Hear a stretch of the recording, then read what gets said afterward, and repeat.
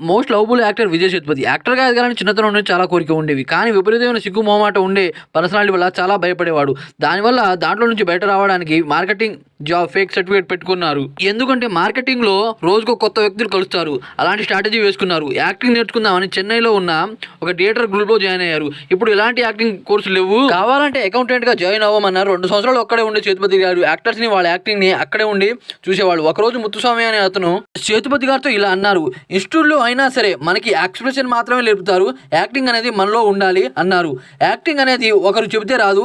ఆడియన్స్‌ని మెస్మరైజ్ చేయడమే యాక్టింగ్ అన్నారు. యాక్టింగ్ అనేది ఎవరు నేర్పించరు. అది పుట్టుకతో రావాలి. ఆ ఒక్క మాట సేతుపతి గారి మైండ్‌లో అలా ఉండిపోయిందంట. అప్పటి నుంచి తనలో ఉన్న యాక్టింగ్ స్కిల్ అన్నమాట పదును పెడుతూ చాలా సినిమాల్లో సైడ్ రోల్స్ చేశారు. కొన్ని షార్ట్ ఫిల్మ్ కూడా తీశారు. అది చూసి డైరెక్టర్ కార్తిక్ సుబ్బరాజు డైరెక్షన్‌లో పిజ్జా అనే మూవీ నటించారు. అప్పటి నుంచి హీరోలా విలన్లా చాలా సినిమాలు అయితే చేశారు. చాలా విధవంతంగా అతను కెరియర్ మాత్రం సక్సెస్ అయిపోయింది. దీని గురించి మీరేమనుకున్నారో కామెంట్ చేయండి ఫ్రెండ్స్.